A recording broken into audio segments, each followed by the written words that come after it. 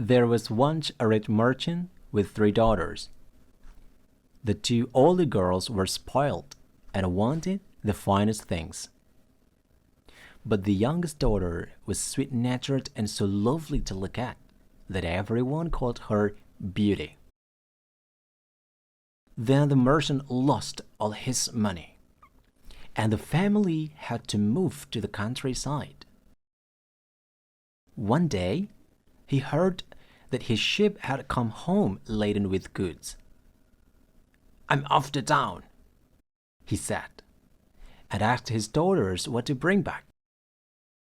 The older girls asked for jewels and new dresses. But Beauty said, "Just bring me 1 rose." After selling his cargo, the merchant paid off his debt. But to his horror, he found he had no money left at all. The merchant rode home, feeling very sad. But along the way it started to snow heavily, and he got lost in the forest. Then the merchant saw a light. It came from a big house.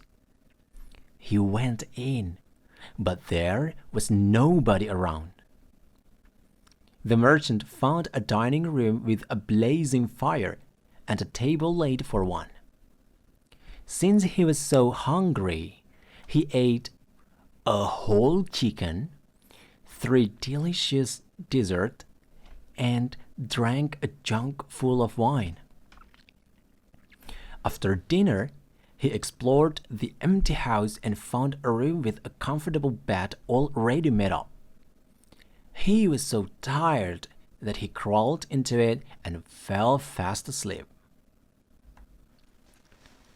The next morning, the merchant found new clothes laid out for him. He got dressed and went for a walk in the garden. He saw a rose bush and remembered Beauty. "Just 1 rose," he thought, plucking it from the bush.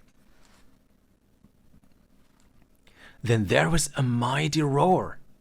"How dare you steal my flowers? I will kill you for that," said the beast. The merchant pleaded, and the beast said he would spare the merchant's life if one of his daughters would take his place. When the merchant got home and told his daughters what had happened, Beauty said right away, "The rose was for me, father, so I will take your place. Let the beast eat me." Beauty's father wept. Even her sisters managed to shed some crocodile tears. Beauty trembled as she entered the beast's house. There stood the beast, but instead of eating her as Beauty had feared, he welcomed her into his home. The beast gave Beauty a wonderful bedroom with a magic mirror in which she could see her old home whenever she wanted.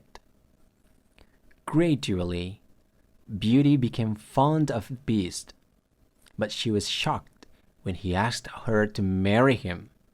"No," she thought, "I can't love a beast." But he proposed to her every day.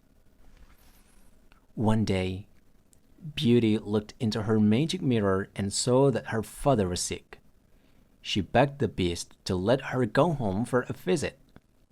"You may go," he said, "but you must promise to come back after 1 week." Beauty found herself back at home by magic. Her sisters were jealous of the beautiful clothes and jewels the beast had given her. "Let's keep her here longer than a week," they said. "Then the beast will be angry and gobble her up." But Beauty began to miss the beast. One night, Beauty had a dream that the beast was dying, so she wished herself back at his house. She went through the rooms looking for him, but they were all empty. Beauty ran out into the garden. And there, in the rose garden, lay the Beast. He looked as if he was dying. "Don't die, Beast," she cried. "I love you. I will marry you." And suddenly, the Beast was transformed into a handsome prince. He told Beauty that he had been put under a spell by a wicked fairy.